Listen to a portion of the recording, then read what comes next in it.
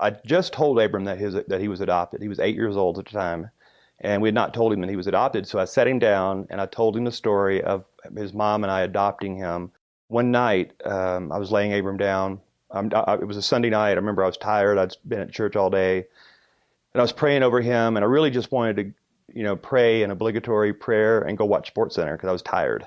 And dads, we all get to that place sometimes, And so I was praying my customary good night prayer over Abram, and he was going to go to bed, and I was going to go downstairs and unwind. And as I was leaving his room, he said, "Dad?" I said, "Yes, Abram." Kind of aggravated a bit that he had interrupted my walk, and he said, "Thanks for adopting me." And I just sat there just stunned, because he's never said that before to me. And I said, "Well, why you say that? Why did you say that, Abram?" He said, "Well, I've just been thinking," he's 8 years old, remember. He said, "I've been thinking that if you had not adopted me, that we wouldn't be buddies." And so now I'm undone by it. So I walked back over to him and I said, "Abram, I'm glad I adopted you. It's the best decision I've ever made. And we're going to be buddies forever and always."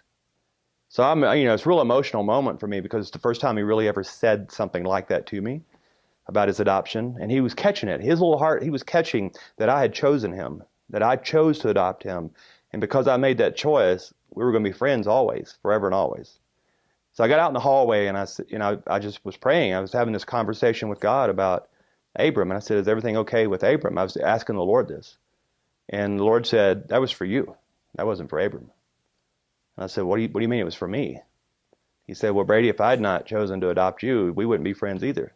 But I chose you." So that night launched me into this really deeply personal journey of discovering God as a father that had chosen me. Long ago, before the creation of the world, he chose me. He had to adopt me through Christ. And it gave him great pleasure to even think about it.